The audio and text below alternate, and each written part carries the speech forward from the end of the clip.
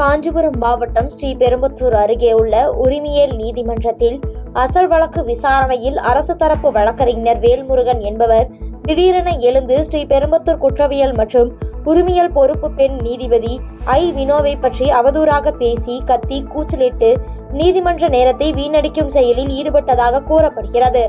இதனால் அவருக்கு நீதிமன்றத்தை அவமதித்தது, நீதிமன்ற பணிகளுக்கு இடையூறு செய்தது, நீதிபதியை அவமரியாதையாக பேசியது, நீதித்துறை நடவடிக்கைகளை தடுத்தது ஆகிய காரணங்களுக்காக நோட்டீஸ் அனுப்பப்பட்டுள்ளதால் பரபரப்பு ஏற்பட்டுள்ளது. செங்கல்பட்டு மாவட்டம் திருப்போரூர் பேரூராட்சியில் மும்மொழி கொள்கைக்கு எதிர்ப்பு தெரிவித்தும் இருமொழி கொள்கையை ஆதரித்தும் திமுகவினர் தங்கள் வீட்டின் வாசலில் கோலமிட்டனர்.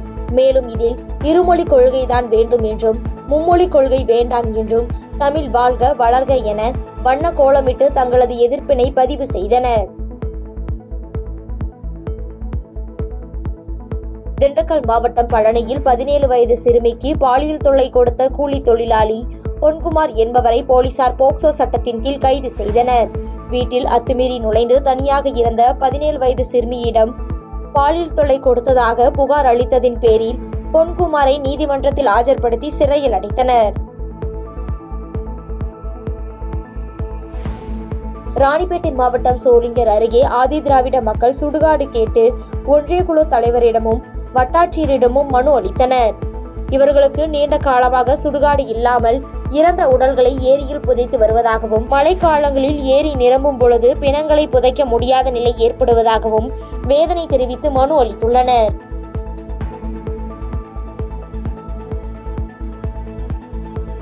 விருதுநகர் மாவட்டம் காரியாபட்டியில் அரசு ஊழியர் வீட்டை உடைத்து 30 பவுன் தங்க நகை திருடிய சம்பவத்தில் போலீசார் வழக்கு பதிவு செய்து குற்றவாளிகளை தீவிரமாக தேடி வந்தனர். இந்நிலையில் இவ்வழக்கில் வெம்பக்கோட்டையைச் சேர்ந்த கணேசன் என்பவரை கைது செய்து அவரிடமிருந்து 16 பவுன் தங்க நகையை மீட்டு நீதிபதி முன் ஆஜர்படுத்தி சிறையில் அடைத்தனர். மேலும் இவ்வழக்கில் தொடர்புடைய தலைமறைவான மற்றொரு நபரை போலீசார் தீவிரமாக தேடி வருகின்றனர்.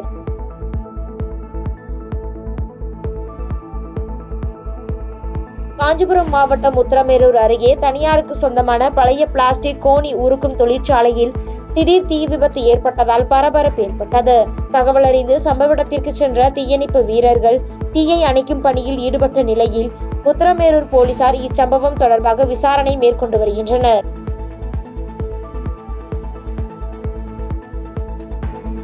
புதுச்சேரியின் மின்துறை தனியார் மயமாக்குவது குறித்து அரசு விளக்க வேண்டும் என்று வலியுறுத்தி மின்துறை ஊழியர்கள் உண்ணாவிரத போராட்டத்தில் ஈடுபட்டனர்.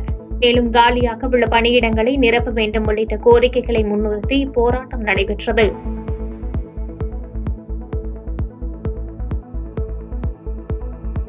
கன்னியாகுமரி மாவட்டம் நாகர்கோவிலில் உள்ள பேருந்து நிலையத்தில் ரூபாய் 16.80 லட்சம் மதிப்பில் நவீன கட்டண கழிப்பிடத்தை மேயர் மகேஷ் மற்றும் மாநகராட்சி ஆணையாளர் நிஷாந்த் கிருஷ்ணா ஆகியோர் திறந்து வைத்தனர். தொடர்ந்து மாநகராட்சி ஊழியர்களை சந்தித்து இந்த கழிப்பிடத்தை தூய்மையாக வைத்திருக்க வேண்டும் என்று அறிவுறுத்தினர். விருதுநகர் மாவட்டம் சாத்தூரில் கிராம நிர்வாக அலுவலர்கள் பணியை புறக்கணித்து கண்டன ஆர்ப்பாட்டத்தில் ஈடுபட்டனர். முறைகேடு செய்ததாக கூறி வட்டாட்சியர் ராமநாதன் உள்ளிட்ட 7 பேரை தற்காலிக பணி நீக்கம் செய்த உத்தரவை ரத்து செய்ய வேண்டும் என்று இப்போராட்டத்தில் வலியுறுத்தப்பட்டது.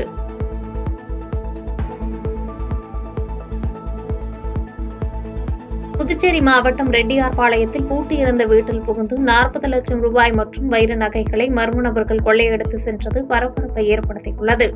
இந்நிலையில் பாதிக்கப்பட்டவர் கொடுத்த புகாரின் பேரில் போலீசார் விசாரணை நடத்தி வருகின்றனர்.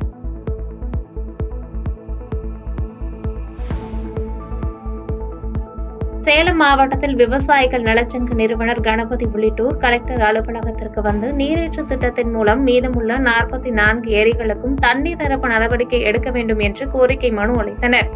மேலும் மாதந்தோறும் நடைபெறும் விவசாய குறை தீர்க்கும் கூட்டத்தில் பங்கேற்க அனுமதி வழங்க வேண்டும் என்று அம்மனுவை அளித்ததாக கூறினர். பாதகம் செய்பவரை கண்டால் நாம் பயம் கொள்ளலாகாது பாப்பா. மோதி மிதித்துவிடு பாப்பா, அவர் முகத்தில் உமிழ்ந்துவிடு பாப்பா. அண்மை செய்திகளை உடனுக்குடன் தெரிந்து கொள்ள இணைந்திருங்கள் எம் நாடு தொலைக்காட்சியுடன்.